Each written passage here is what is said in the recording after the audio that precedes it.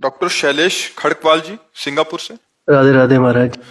राधा वल्लभ श्री हरिवंश महाराज जी, आपके चरणों में कोटि कोटि प्रणाम। महाराज जी, मन में एक जिज्ञासा रहती है कि जब भगवान कर्मों के हिसाब से सभी मनुष्यों की गति देते हैं और मृत्यु लोक के बाद परिजनों के पीछे छूटे परिवारजनों से कोई संबंध नहीं रह जाता, तो फिर हमको पितृदोष या पितृ आत्माओं द्वारा उत्पन्न होने वाली बाधाओं के बारे में क्यों सजग कराया जाता है?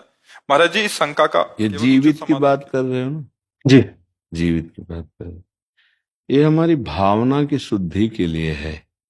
अब हम जैसे हमारे पिता पधार गए और उनकी हम संपत्ति का उपभोग करते, उन्होंने हमारा पालन पोषण किया, उनका हमसे संबंध नहीं, लेकिन हम तो जीवित होकर उनका संबंध मान रहे ना। अब हम जब उनको सुकृत दान करेंगे, भजन का, दान पुण्य का, पिंड का, तो जिस योनि में होंगे उनको प्राप्त होगा, वो उनकी उन्नति होगी। अगर वो किसी कर्म के दंड विभाग में हैं, नरक आदि में, आप यहां भजन कर, उनका उत्थान हो जाएगा, उनका मंगल हो जाए। वो आपका संबंध नहीं मान रहे, लेकिन आपका संबंध है, आप जीवित हैं। आपका स्थूल शरीर जब पड़ा होता है सैया में और आप स्वप्न देख रहे होते हैं, तो आपका स्थूल जगत और स्थूल शरीर से कोई मतलब नहीं होता, लेकिन मतलब है, जगने वाले को स्थूल से मतलब होगा, होगा ना। ऐसे ही जब शरीर छूटता है तो इस स्थूल जगत का उसका संबंध विस्मृत हो जाता है, लेकिन आपका जागृत है तो आप उसका कल्याण कर सकते हैं, क्योंकि वो आपका पिता रहा है। उसको पता नहीं है, उस समय उसको ज्ञान नहीं है, लेकिन आपको पता है, तो आप उसका मंगल कर सकते हैं भजन के द्वारा, तीर्थयाटन के द्वारा, पिंडदान के द्वारा।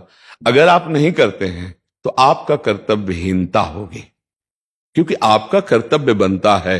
उन्होंने आपके लिए जो भी किया, अब वो चले गए, उनका कर्तव्य खत्म हो गया आपके प्रति, अब आपका कर्तव्य उनके प्रति है, क्योंकि वो आपका पिता का संबंध था। अब उनका मंगल होना चाहिए। तो हम अगर पिता की संपत्ति नहीं तो हम संपत्ति कमाएं, उनके लिए दान करें, वो दान उनको समर्पित करें, तो वो जहां भी होंगे उन्नति प्राप्त हो जाएगी, उनको उत्थान हो जाएगा, उनका स्थिति से उत्थान हो जाएगा, मंगल होने। मानो किसी मनुष्य शरीर में गए, अब उनको जो दंड मिलने हैं, उनको जो प्रारब्ध रचना हुई, और आपने भजन बल दे दिया, तो सब रुक जाएगा, उनका जीवन मंगल में हो जाएगा। इसलिए प्रथा बनाई गई कि उनका अधूरा कार्य आप पूरा कर सकते हैं, उनको भगवत प्राप्ति करा सकते हैं। आप जब भजन करके भगवत प्राप्त होंगे, संकल्प करेंगे, तो बोले 21 पीढ़ियां तर जाती हैं, 14 आगे की और 7 पीढ़ी की, तो वो तो पिता है, उनको तो परम पद मिल ही जाएगा। उनको स्मृति नहीं है, आपको स्मृति है। अगर समझा कि स्मृति क्यों नहीं रहती, तो जैसे आप स्वप्न में होते हैं तो आपको जागृत शरीर की स्मृति नहीं रहती कि वस्तुतः मेरे शरीर को सुंदर सैया पर सुलाया गया है, मैं एक स्वप्न देख रहा हूं, ऐसा बोध नहीं होता। स्वप्न सत्य होता है और ये स्थूल शरीर का विस्मरण होता है, समझ रहे ना। ऐसे ही वो जिस लोक में गए हैं तो आपका विस्मरण हो चुका है, आपका कोई संबंध उनकी स्मृति में नहीं है।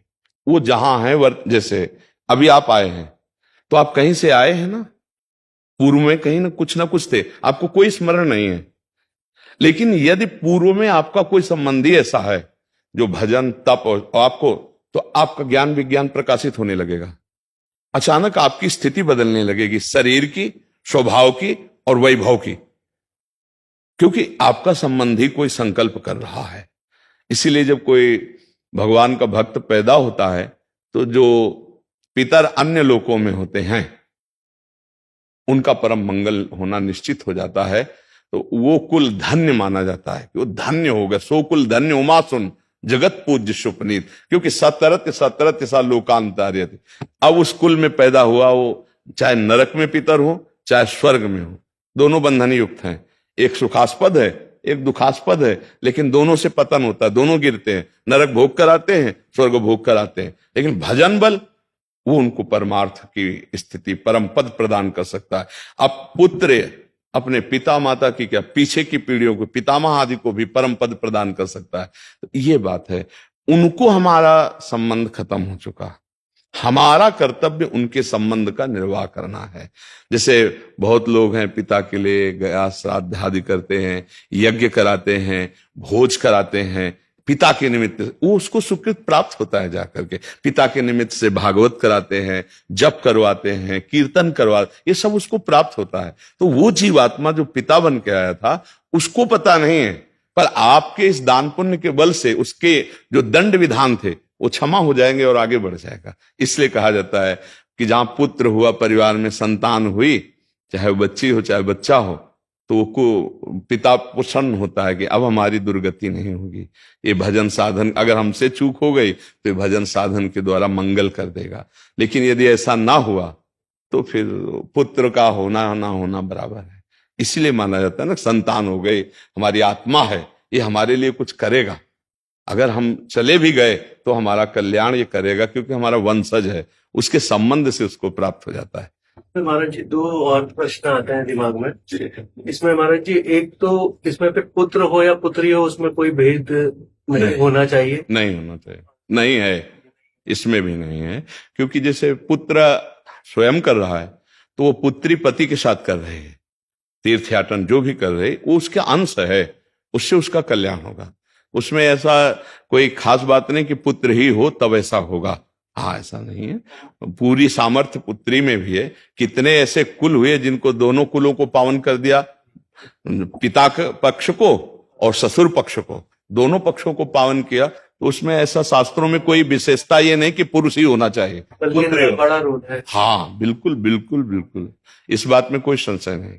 और दूसरा प्रश्न महाराज जी, जैसे जीवात्मा मतलब जब आत्मा मतलब अपना स्थूल शरीर को छोड़कर चली गई तो उसके बाद नरक गति और स्वर्ग गति और फिर मृत्यु लोक में भी दोबारा आ सकती है भोगने के लिए। तो फिर अगर किसी वो दूसरे स्थूल शरीर में चले गई तो उस समय पे भी यही संबंध रहता है, पितृ वाला ही, जैसे कि अगर आप बोल रहे हैं अभी बताया ना कि अगर वो किसी मनुष्य शरीर में गया है तो उसकी उन्नति होने लगेगी, उसकी बाधाओं का नाश होने लगेगा आपके संबंध से।